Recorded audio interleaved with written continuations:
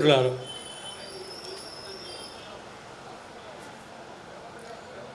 ఇప్పటికే దాదాపు మనం ముగింపు దశకు వచ్చాం.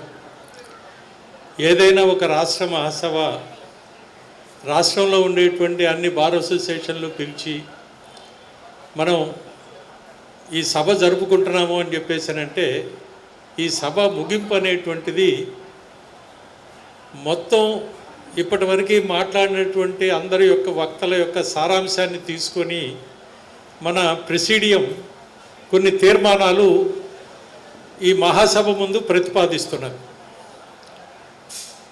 ఈ తీర్మానాల్ని మీ ముందు పెడతాను. ఈ తీర్మానాలను యాక్ట్ రద్దు చేసేంత వరకు ఏపీ రాష్ట్ర వ్యాప్తంగా వివిధ రూపాల్లో ఉద్యమాన్ని కొనసాగించవలసిందిగా తీర్మానించటమైనది.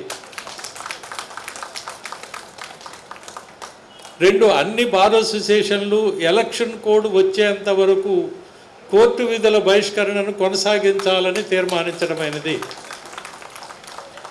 రెండోది, ఇవాళ హైకోర్టులో ఇప్పుడు దాకా మన హైకోర్టు అడ్వకేట్స్ కొంతమంది చాలా వివరంగా చెప్పారు. వాళ్ళు ఏం చెప్తున్నారు, అడ్వకేట్ జనరల్ అని చెప్పేసినంటే మేము దీన్ని ఇప్పట్లో అమలు చేయబోవటం లేదు అని చెప్పేసి చెప్తున్నారు అని. కాకపోతే చాలా క్లియర్గా రీసర్వే పేరుతోటి ఈ చట్టాన్ని అమలు చేయటానికి కావాల్సినటువంటి ఇన్ఫ్రాస్ట్రక్చరు క్రియేట్ చేయబడతానే ఉంది. అంటే చట్టం అమలు అనేటువంటి ప్రొసీజరు కొనసాగుతానే ఉన్నది. ఎందుకంటే section 7 of the land titling యాక్ట్లో ఏమని చెప్పారు అని చెప్పేసానంటే అప్పటికి ఉన్నటువంటి రెవెన్యూ రికార్డుల ప్రకారం టైటిల్స్ డిసైడ్ చేస్తాము అని చెప్పారు. అంటే రికార్డులని అప్డేట్ చేయటం అనేటువంటిదే టైటిలింగ్ యాక్ట్ కోసం చేస్తున్నారు రీసర్వే పేరుతోటి. దీన్ని ఇదే పేరుతోటి రేపు ఇదంతా రెడీ చేసుకొని సిస్టమ్ నోటిఫికేషన్ ఇచ్చేసి ఒక ల్యాండ్ టైటిలింగ్ ఆఫీసరు ఎంఆర్ఓను పెడతారు, ఎవరిని పెట్టబోతున్నారు ఇంకా తెలియదు, వాళ్ళని పెట్టేసి ఆ 2 రికార్డుల ప్రకారం డిక్లరేషన్స్ ఇచ్చేస్తారు. అది జరగబోతున్నటువంటిది.